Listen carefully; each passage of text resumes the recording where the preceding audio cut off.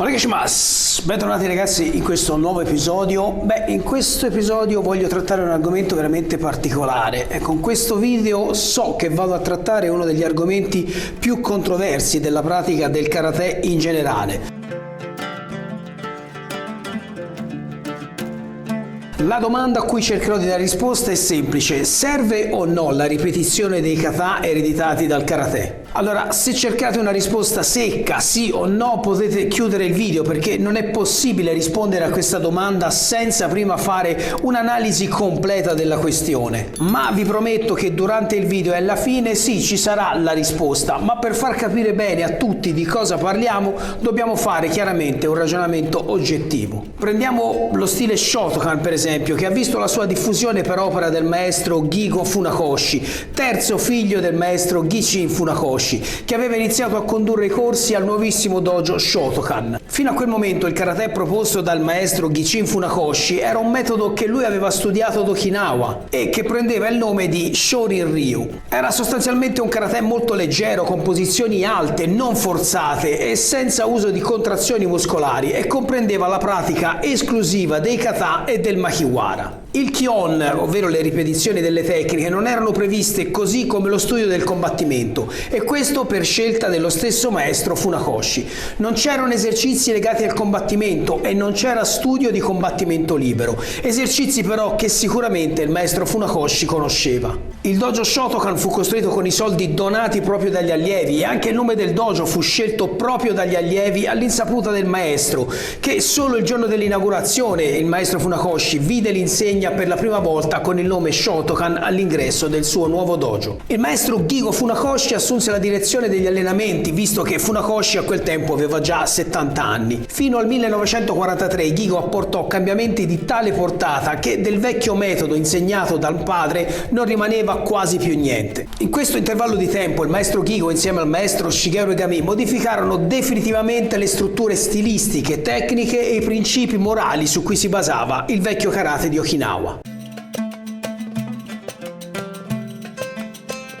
Gigo aumentò contro il volere del padre gli esercizi legati al combattimento, attingendo dalla tradizione marziale giapponese del Budo. Per fare questo introdusse nuove posizioni, nuovi attacchi di pugno a lunga, media e anche corta distanza, nuovi calci ed esercizi di combattimento prestabiliti e tante altre strategie di combattimento. Inoltre elaborò dei kata, delle forme da eseguire a coppie, prese come esempio le scuole di Kenjutsu e di Jojutsu giapponese, che da secoli praticavano i kata sotto forma di combattimenti a coppie. Gigo arrivò anche a modificare anche alcuni kata che aveva imparato dal padre, abbassò le posizioni e li rese più veloci e dinamici. In questo modo però rischiò di stravolgere i valori nascosti dei kata che ne avevano accompagnato la creazione. Ma a Gigo non importava stravolgere i kata, era molto più interessato all'aspetto combattivo del karate. E su questo argomento era in totale disaccordo con il padre, che invece metteva l'accento sui principi etici e salutistici e morali dell'arte.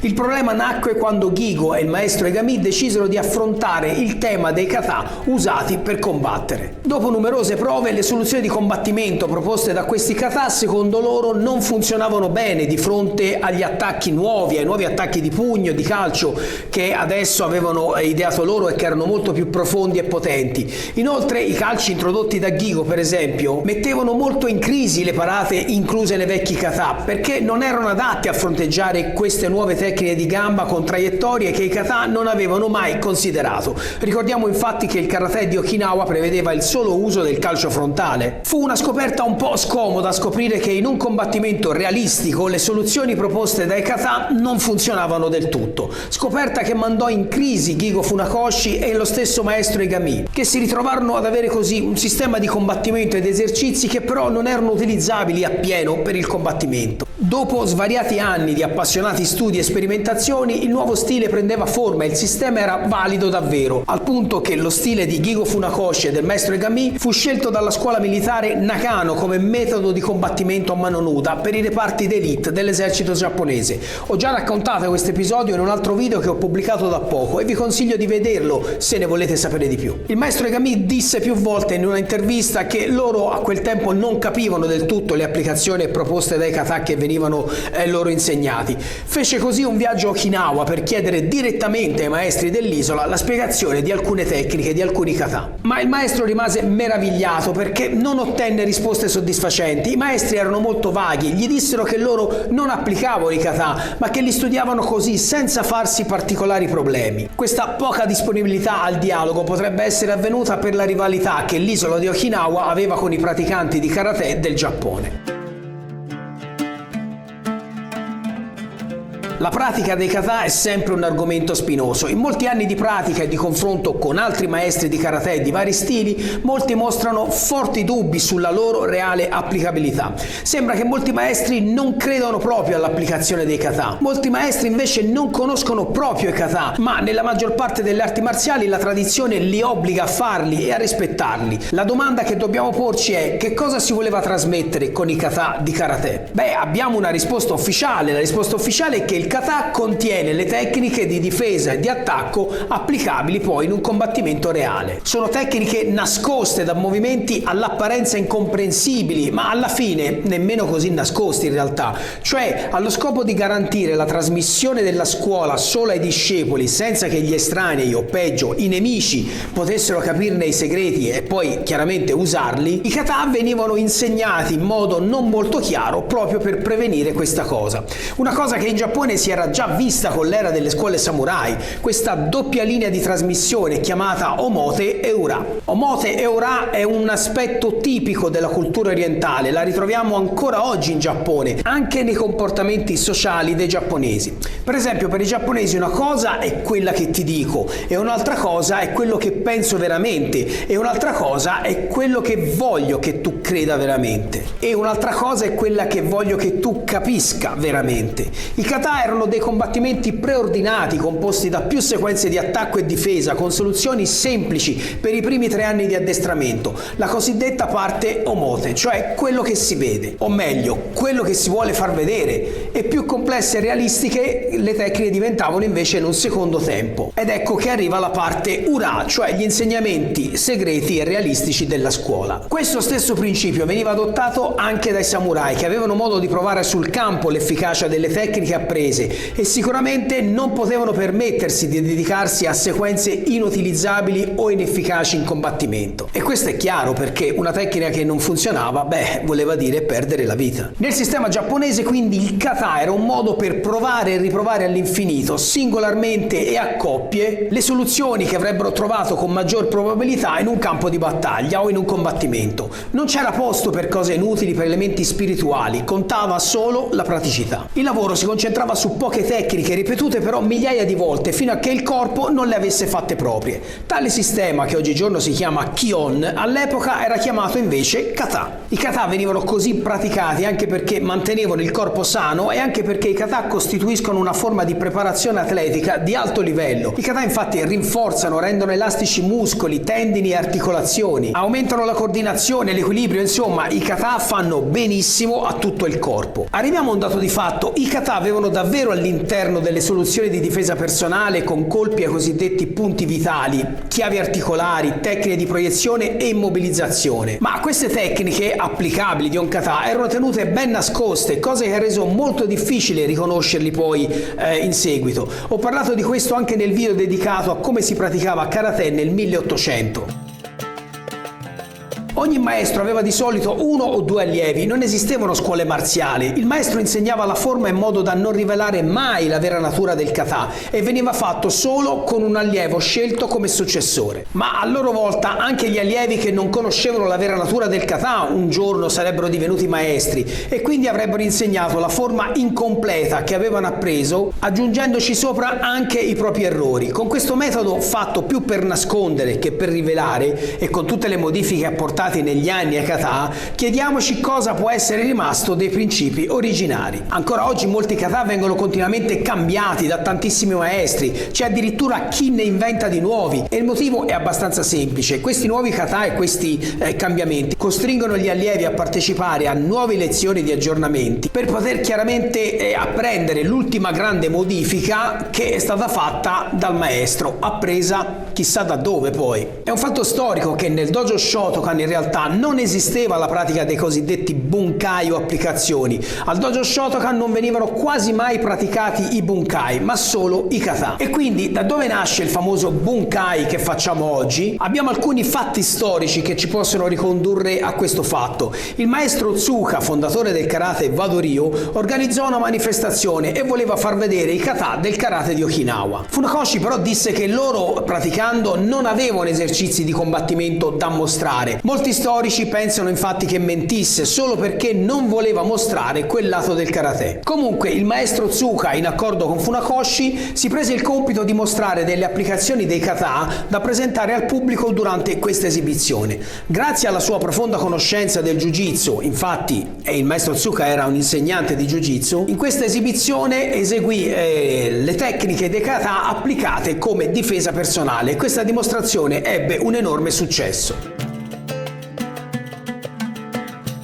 Il maestro Itosu era conosciuto come il pugno santo di Okinawa per la potenza dei suoi colpi. È stato il primo maestro che ha intuito la possibilità di diffondere il karate a un pubblico più vasto e non una cosa ristretta a pochi allievi privati. Infatti il karate moderno, come lo intendiamo oggi, fatto in delle scuole o in dei dojo, deve tutto a questo maestro. Il maestro Itosu riuscì a far entrare già nel 1901 il karate come disciplina alla scuola elementare di Shuri, la capitale dell'isola di Okinawa. In questa occasione il maestro Itosu creò quindi 5 nuove forme, ricavandole da forme tradizionali chiamate Pinan, che secondo il maestro Itosu non avevano alcuna valenza dal punto di vista del combattimento. Questi kata, praticati nella scuola Shotokan con il nome di Eian, sono l'incubo di tanti praticanti di karate. Un incubo perché tantissimi maestri a volte passano anni a esercitarsi su improbabili applicazioni inventate ai giorni nostri da diversi insegnanti che dicono di averne studiato i segreti. Attenzione però, il problema è che tramandare una corretta conoscenza necessita di 3 elementi fondamentali. 1. Bisogna aver capito l'esercizio e padroneggiarlo effettivamente. 2. Bisogna avere le qualità per insegnarlo e tramandarlo. E terzo, bisogna aver avuto contatti con maestri che effettivamente conoscono quella pratica.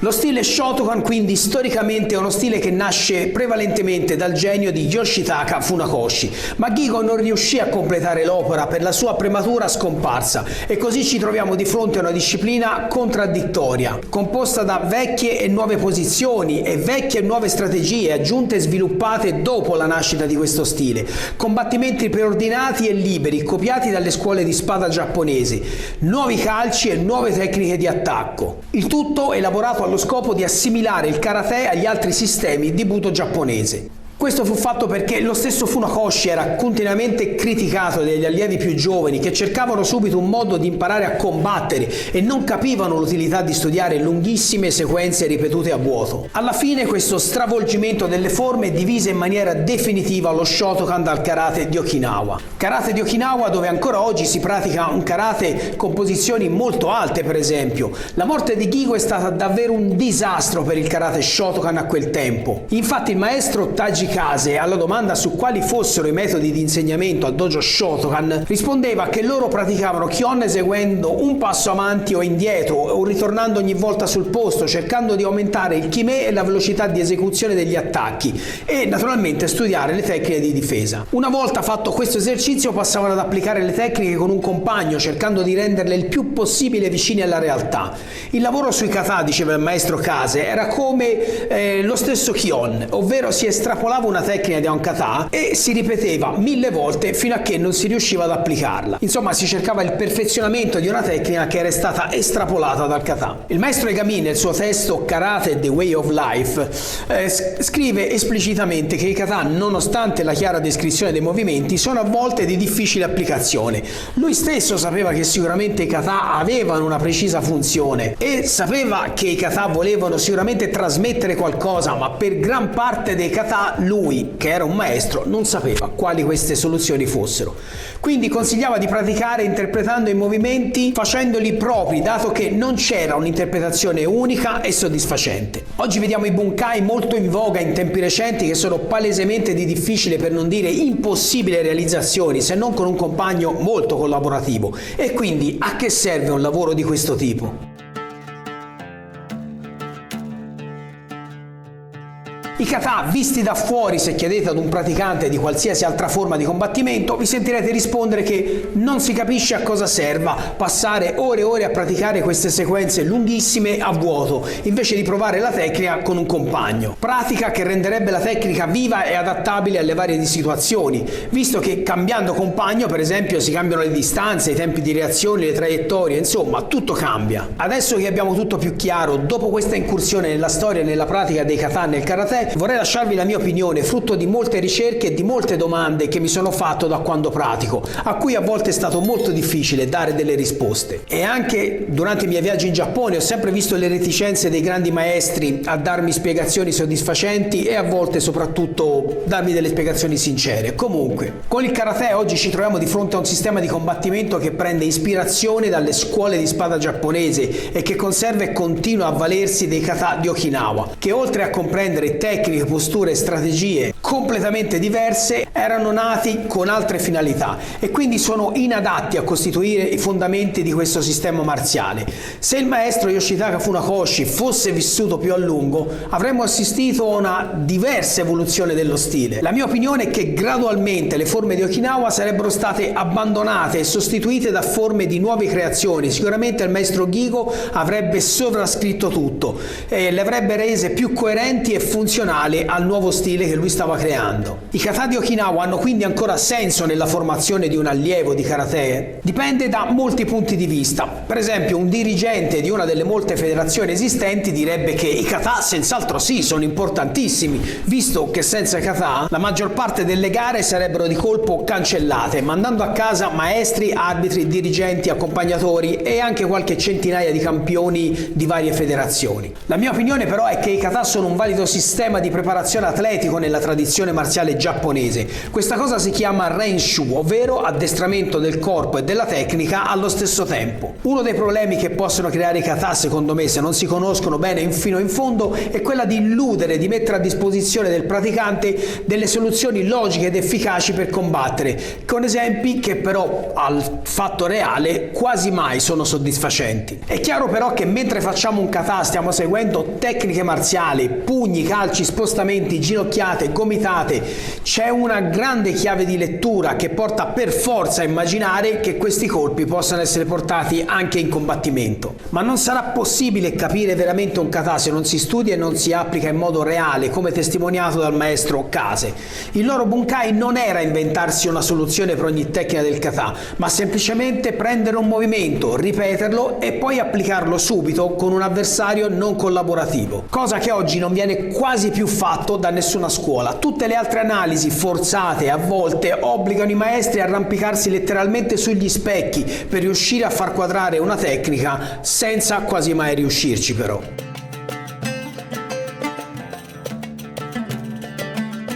Ci sarà sempre qualcuno che pratica Thai box, MMA, kickbox, box, insomma praticamente qualsiasi cosa che non sia karate, e i kata saranno sempre la prima cosa che criticheranno. Si sente sempre dire: sono mosse inutili, è un ballo, non serve a niente. Sì, sono belli da vedere, ma non hanno nessuna utilità. Mi accorgo anche che molte volte sono proprio i maestri di karate che non sanno rispondere a queste affermazioni, perché per molte cose sono d'accordo con voi. Il kata probabilmente non è la soluzione al combattimento, o perlomeno non lo è da solo, ma quello che interessa a noi praticanti di karate sono le informazioni contenute nei kata. Ecco, quelle ci aiuteranno sicuramente, perché il kata fatto solo come movimento non insegna niente. Un addestramento marziale qualsiasi richiederà sempre qualcuno che te lo spieghi e che te lo renda tangibile. C'è molta differenza fra allenare uno sport e un'arte marziale, e questa è una cosa che le persone, soprattutto chi non conosce il karate, deve considerare. A volte anche a me sembra ridicolo quando vedo persone fare kata, perché il modo in cui le persone oggi insegnano, praticano e comprendono i kata si basano su presupposti moderni, su un karate sportivo. Quindi vediamo kata eseguiti per fare colpo su una giuria, ma i kata fatti in quel modo sono kata e movimenti che non hanno quasi più alcun collegamento con ciò che originariamente dovevano essere. Di fatto questi atleti stanno eseguendo i kata per per come i giudici vogliono che vengano fatti. Se il regolamento delle gare di kata dovesse cambiare, semplicemente anche per gli agonisti cambierebbe il loro modo di fare il kata. Insomma, sicuramente stanno sbagliando. Ora lascia che vi nomini una grande parola comune a tutte le arti marziali e sport da combattimento: fare pratica. È la base di ogni sport, è la base di ogni disciplina. Tutti i risultati, tutte le abilità ottenibili da una pratica di combattimento passeranno attraverso la pratica, il fare pratica. Beh, per pura coincidenza la parola giapponese equiparabile a pratica e ripetizione è proprio la parola kata, ed è quello che state guardando. Quando vedete un kata, il praticante sta facendo pratica su spostamenti, equilibrio, colpi, respirazione e tanto altro. Bisogna anche considerare che lo studio e la pratica dei kata migliorano la preparazione fisica, migliorano la concentrazione, perché fare degli esercizi da soli, credetemi, ci vuole molta concentrazione. Migliora postura, equilibrio, spostamenti, insomma, il karate non è mai stato sviluppato per essere utilizzato su un campo di battaglia o in un'arena. Per molti l'arte marziale è solo combattimento uno contro uno, per altri l'arte è anche crescita interiore e un investimento per la vita. Ecco perché il karate non è proprio adatto per esibirsi in alcuni combattimenti mortali, ma per essere studiato a fondo anche attraverso i kata. Purtroppo è vero che numerose interpretazioni dei kata sono state sepolte e portate via dal vento. Tutto questo non fa che aumentare il mio profondo dispiacere per la prematura scomparsa del maestro Gigo e per quello che il karate sarebbe potuto diventare se egli avessi potuto portare a compimento l'opera iniziata. Ma questo non toglie che tantissime persone, tantissimi maestri che hanno studiato nel tempo, soprattutto avendo avuto contatti con persone anche di una certa età, possono avere la conoscenza di alcuni passaggi, di molti passaggi, di tantissimi kata, rendendoli veramente un libro aperto per chi ha voglia di leggere, per chi ha voglia di imparare la vera soluzione che i kata offrono. Questa, ragazzi, è la risposta che io posso darvi. Bene ragazzi, il video finisce qui, noi ci vediamo al prossimo episodio, fatemi sapere nei commenti cosa ne pensate voi dei kata e noi ci vediamo al prossimo episodio. Domo arigato!